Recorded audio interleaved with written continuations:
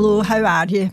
Welcome to the first episode of the Wee Chrissy Show with me, Wee Chrissy, or WC for short. This show has been created with pensioners in mind. For years I've felt that pensioners were not being catered for in the world of podcasting. I want them to feel at home here on this podcast with content they fully relate to. So here it is. It's my life's work to make oldies more high profile. So I dedicate my podcast to them. Don't get me wrong. I'm a pensioner myself. I know what you're thinking. No way are you a pensioner. No way. You look far too young. I get this all the time, but that's what comes from living a good, clean life. So, wee Chrissy, what's with the ornaments and kind of the crown and things like that behind you? Well, cards have been sent to me by some fans, and the ornaments, well, they remind me of my mum's ornaments of growing up in those times, and it keeps me grounded. I'm the type of person who would never get above themselves and let success go to my head. Now, before we kick a ball, I must let you into a wee secret. I was that excited to be starting episode 1 today that I felt I had to cover myself and put a tenner lady on. Wasn't going to take the chance of embarrassing myself on the first day, give myself a ready in front of my young producer, Cam. Girls of my age all know exactly what I am talking about. So now all bases are covered. Let's get started. If you haven't heard of me, then let me tell you a wee bit about myself. I retired last year when I was 70, and what an experience that was. It's a new way of life, never experienced before. What freedom! No need to set the alarm, ever. Days ahead with no real schedule. The day is mine. Cutting about, doing what I fancy. Banned myself from driving in the fast lane in the motorway. Where am I going that I need to drive fast? I'm not in a hurry for anything. Living life at a slow pace. Peace and quiet is underrated. Living in a BAM-free zone, so important for me, feels like heaven. FOMO? No chance. You can keep all the stress of working for tyrants, work phone ringing at all times, constantly being on call, and all the stress that goes with it. Not even a sniff of work-life balance. All boxes ticked? Well, most of them. There is a downside that needs to be talked about, and most old people will relate to. It's like an iron fist in a velvet glove. You're up and down every night like a bride's nightie to pish like camel, and it makes such a racket in the middle of the night. Then it finally stops. You get ready to stand up, and then it starts again. Is there no end to this? It sounds like a burst pipe. And I ask myself the question, where is all this coming from? I've only had a coffee and 2 cups of tea all day. And then we have to stop drinking liquids after 6 or it would be worse. Jeez, oh. Upon investigation, it's an old person's thing and there's not much you can do about it. That could be why we look so tired during the day. We rarely get an unbroken sleep, and sometimes we need a wee nap. So keep this in mind next time you're tempted to say, look at they lazy old duffers, they do nothing all day, and now they want a nap. Back to me. I'm a woman who has always known my destiny was international stardom. The universe has been guiding me.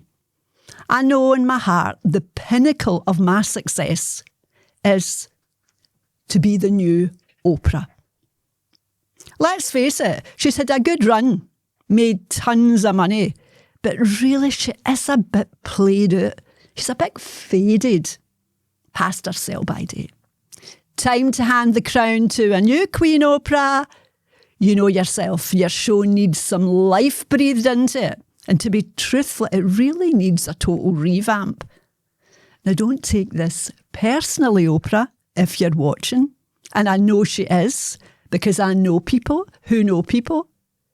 Time to step aside, sister. You can't fight the universe on this one. It's definitely my turn. And the sooner you accept that, the better. So if you think of me as the new Oprah, everything will make sense. So curry in and enjoy the journey. So how did this podcast come about? Well, I was contacted by the boys from the Podcast Studio Glasgow to come back and do another podcast with them with an idea that they had in mind. Straight away I said no.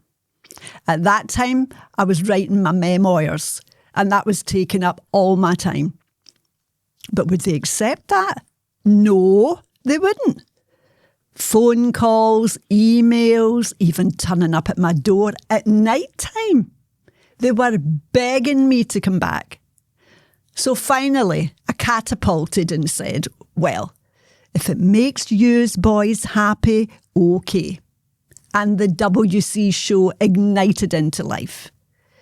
You know, there's a big team behind me working hard to ensure constant quality. Yes, Podcast Studio Glasgow provide quality as a given. And talking about Podcast Studio Glasgow, if you're considering chancing your luck and maybe taking that big step up from the hand-knitted podcasts where your screen is halved to and the background looks like Armageddon, think carefully. This is a BAM-free zone. And I'm just giving you a heads up to save you embarrassing yourself. PSG is high tech, with boys of huge experience, proper guys, professionals. And they've told me they've had their fill of working with BAMs. So think on, people. Just quality here. Are you sure you would fit in? Now, for the very first time, it's time to welcome you to the Fan Zone. And this is your chance to be a part of the show. Fans can send in problems or worries and trust me to give you a no-nonsense advice. Remember, what happens in the podcast stays in the podcast forever. You can ask me anything. Cam, our producer, has agreed to help me out with this part. Thanks, son. So first up, who have we got, Cam? So this is from Nae Amigos New in Castle Milk. And they say, WC, please help me. I don't know what to do. My best friend agreed to take out an Amigo loan of £500 for me, and now it's spent and I have no way to pay it back. My friend is threatening to hunt me down and do me in. His family are giving me honours, and there's hundreds of them. It's a deep and desperate situation, WC. Ah, Chateau Olay. It's been a long time since I was there in Comanche territory.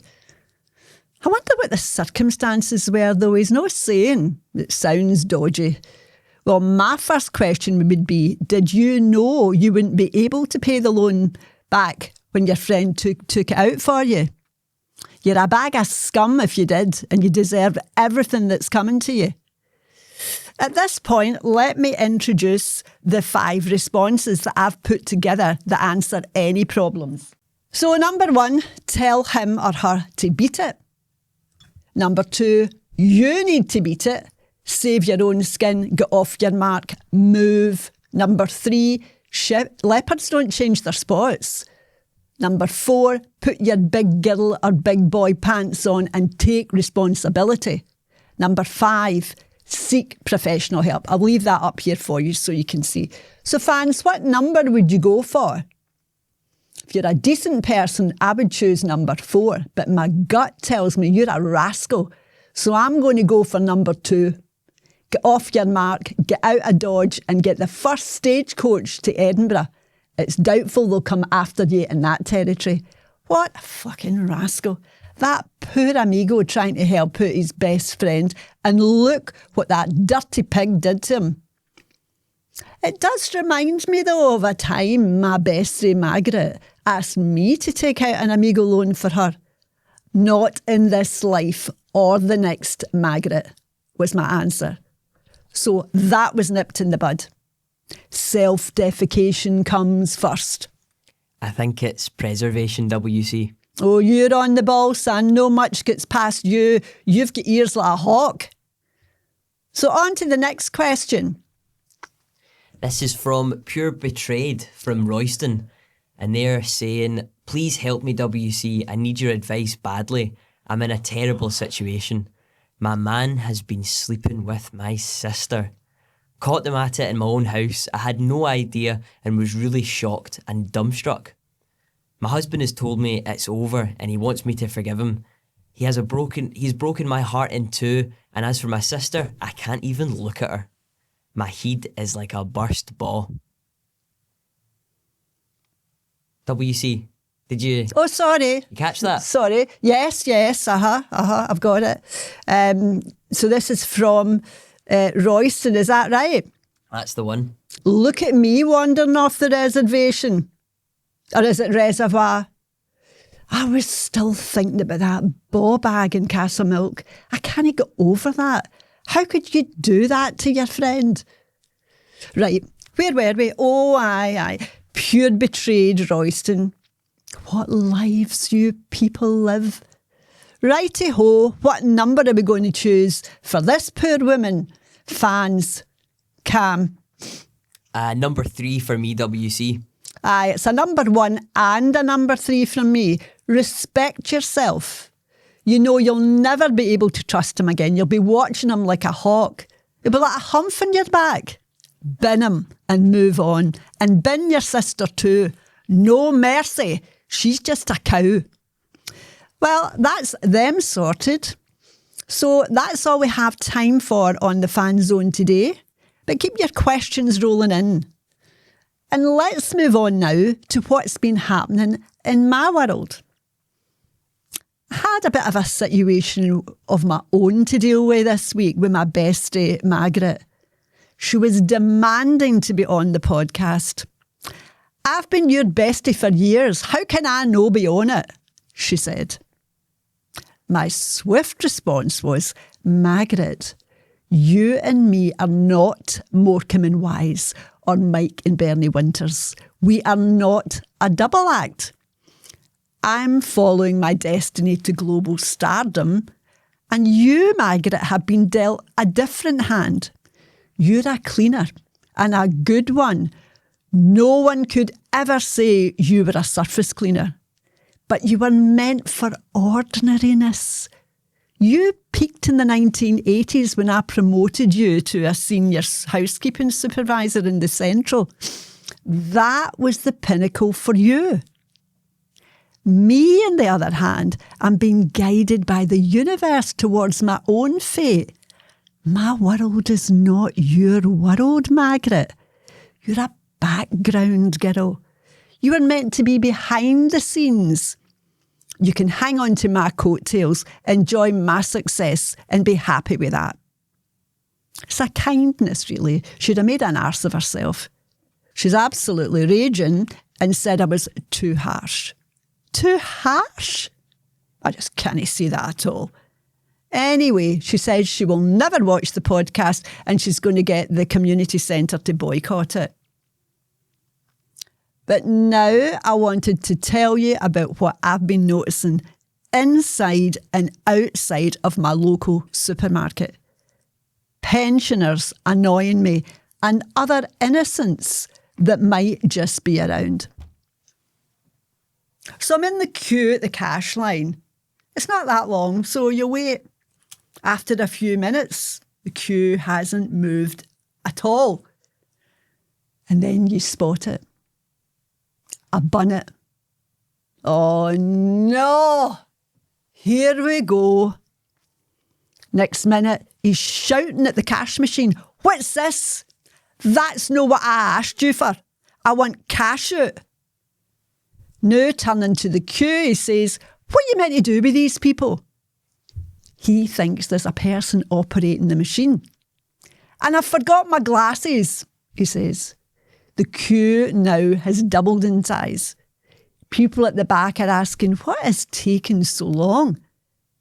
The bunnet wants one of the people at the front of the queue to help him put his number in. But everybody's cautious, no one to get involved.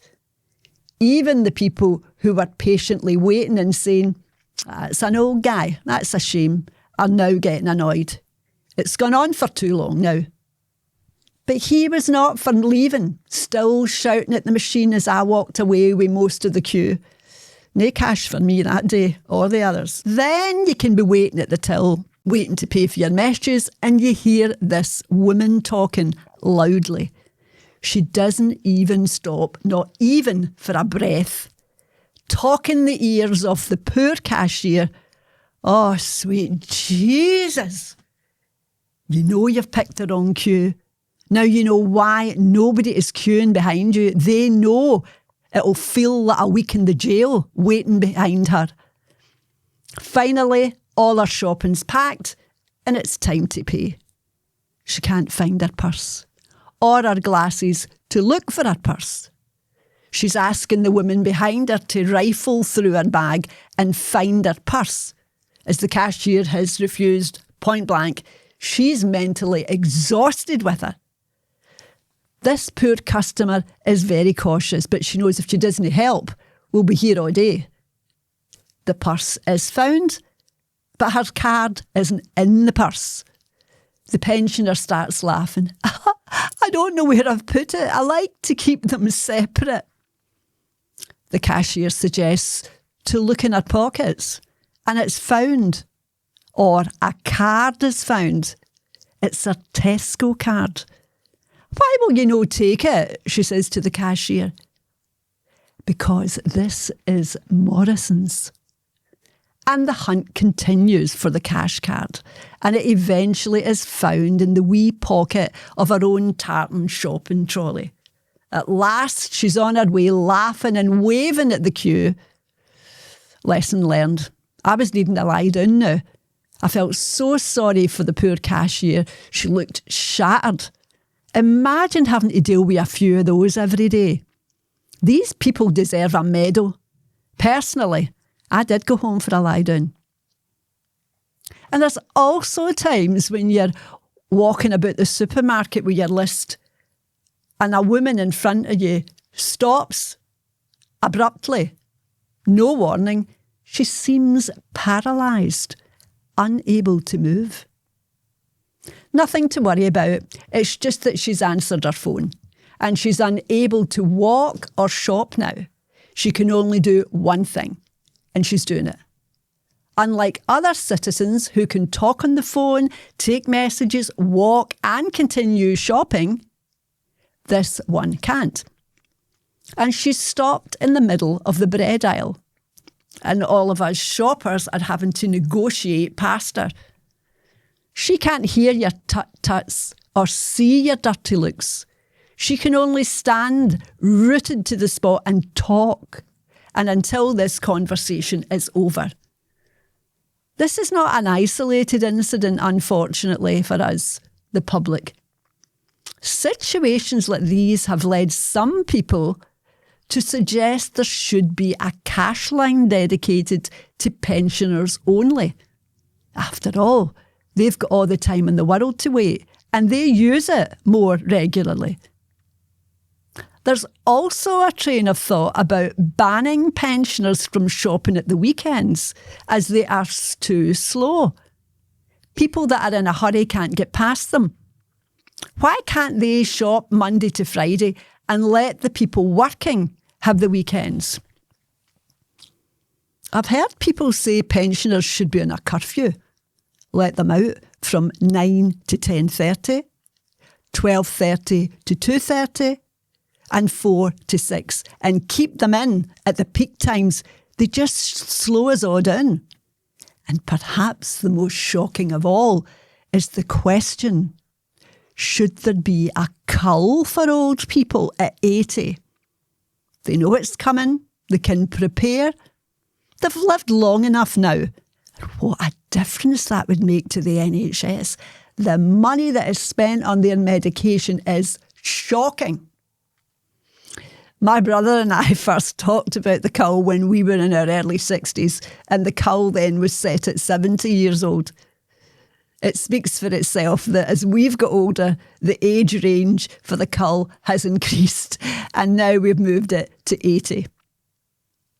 Now, this may seem worrying and harsh to old people, but what can I say? Yous have brought it upon yourselves. And I'm going to leave that where it lands. Let's just remember how important it is to be able to laugh at ourselves. You remember this old saying? Don't take life too seriously, you'll never get out alive. Personally, I'll be fine because nobody believes I'm a pensioner. Can you believe it? We've run out of time. Thank you for joining us on episode 1. And I look forward to seeing you next time on the Wee Chrissy Show. In episode 2, I'm looking forward to talking to you about what's grabbing the headlines, return of the fan zone, and much, much more. Thanks for joining me today. It's been great to have your company. Keep in touch. Catch up with me regularly on Instagram. The podcast shows up on Spotify and YouTube, and you'll also find us on TikTok.